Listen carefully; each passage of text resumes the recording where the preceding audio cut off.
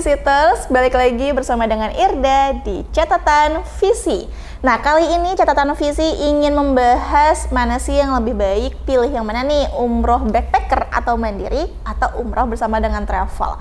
Karena pasti visitors banyak juga yang sudah sering mendengar bahwa sekarang ini lagi tren nih umroh mandiri atau backpackeran. Apakah benar lebih nyaman, lebih enak gitu dibandingkan umroh bersama travel? Katanya sih umroh backpacker supaya lebih hemat, lebih leluasa, waktunya lebih panjang gitu ya dibandingkan dengan travel yang menurut beberapa orang ini sudah lebih teratur, sudah ada jadwal-jadwalnya sendiri. Tapi mana yang lebih bagus? Nah, tentu ini ya setelah nonton video ini ya. Jadi kita akan mulai bahas aja. Yang pertama perbedaannya adalah dari perlengkapan umroh. Nah, kalau visitors umroh bersama dengan travel, biasanya pihak travel itu akan menyediakan beragam perlengkapan yang bisa digunakan visitors saat umroh, seperti koper. Nah, kalau visitors travel umroh dan haji ini bahkan kopernya kasih dua loh, ada koper kabin, ada juga koper bagasi. Kemudian juga ada shawl, lalu ada mukena untuk perempuan dan juga kain ihram untuk laki-laki. Kemudian ada seragam batiknya sendiri, ada buku panduan untuk umroh dan juga buku doa-doa.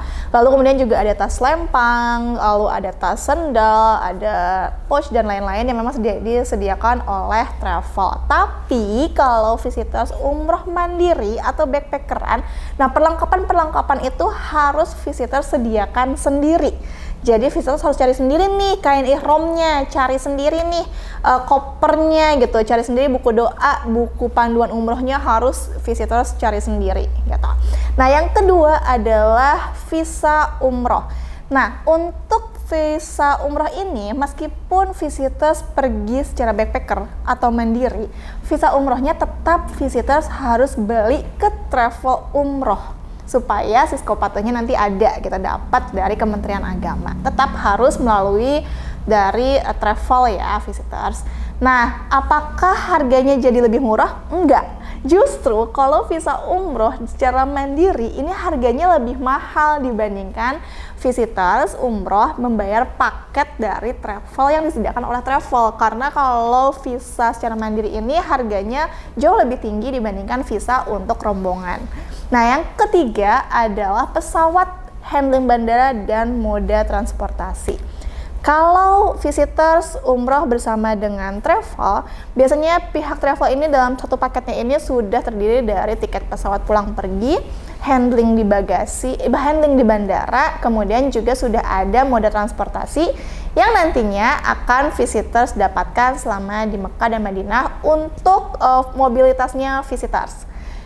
Nah, jadi kalau misalnya visitors ini sampai nih di Bandara Jeddah atau Bandara Madinah, ya udah visitors tinggal turun dari pesawat, kemudian check-in visa, lalu udah deh menuju ke dalam bis yang sudah disediakan oleh travel. Kemudian baru duduk manis dalam bis sambil menunggu seluruh barang-barang visitors diambil oleh pihak handling yang disediakan travel selama di bandara.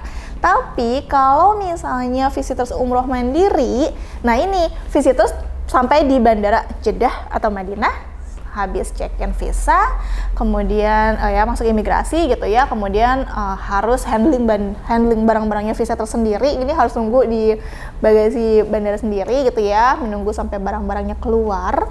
Kemudian setelah itu keluar dari bandara harus cari moda transportasinya sendiri. Apakah mau naik taksi, naik angkutan umum gitu ya? Kebetulan Irda kurang tahu apakah di Mekah dan Madinah juga ada angkot gitu.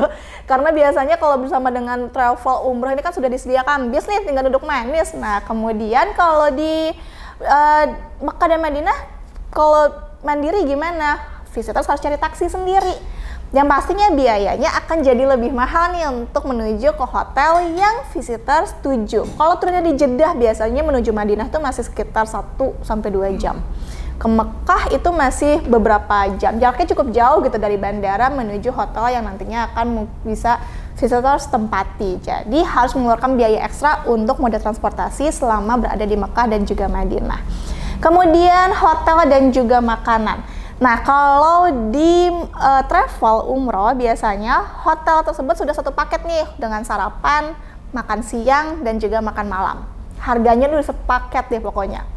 Tapi kalau mandiri, nah visitors ini biasanya kalau pesan hotel, pastinya setiap hotel mau di Indonesia, mau di Mekah, mau di Madinah, yang sudah include itu hanya sarapan aja nih visitors. Jadi visitors kalau umrah mandiri harus mencari makan siang dan makan malamnya sendiri di luar berada di dalam hotel. Boleh sih makan makanan hotel, tapi pastinya akan dikenakan biaya ekstra dan jadi jauh lebih mahal dibandingkan ketika visitors ikut paket umrah bersama dengan travel yang harga hotelnya itu memang sudah satu paket tuh dengan sarapan, makan siang dan juga makan malam.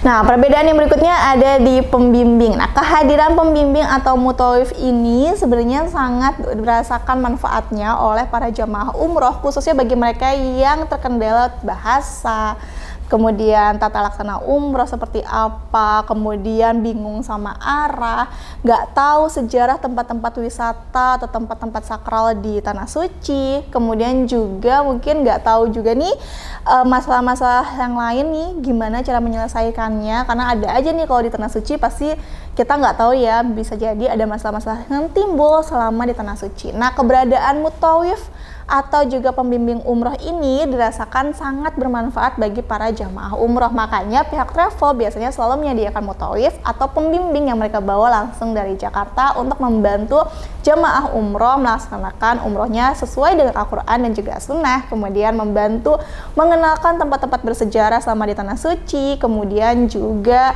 membantu menyelesaikan masalah-masalah yang mungkin akan timbul di Tanah Suci, seperti misalnya kita nggak tahu nih apakah kita nanti akan kesasar, lupa sama letak hotel di mana, bingung sama arahnya gitu ya. Tadi kayaknya keluar dari Masjid Nabawi ke sini di hotelnya apa ke kanan apa ke kiri gitu ya. Nah, kalau udah ada pembimbing, ada mutawif, kita bisa tinggal telepon minta dijemput, kita berada di sini nih gitu untuk dibantu diantarkan kembali ke hotel.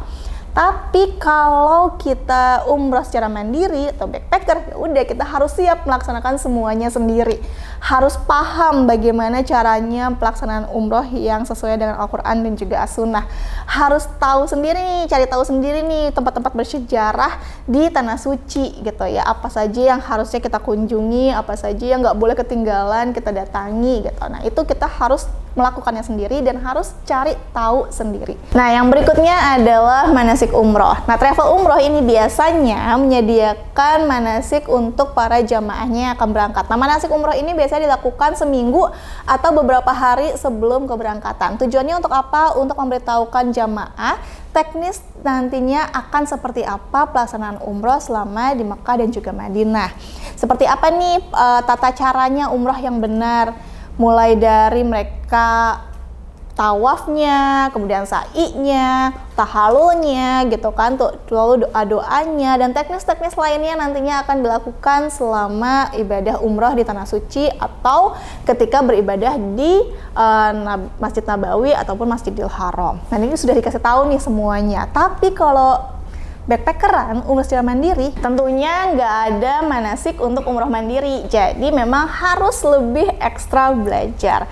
Jadi harus siap-siap nih kalau memang ingin umroh mandiri, ya udah persiapannya sebenarnya lebih ekstra, belajarnya harus lebih banyak karena memang tidak ada bantuan mulai ketika berada di Jakarta, nggak ada manasik yang disediakan oleh travel umroh untuk umroh mandiri.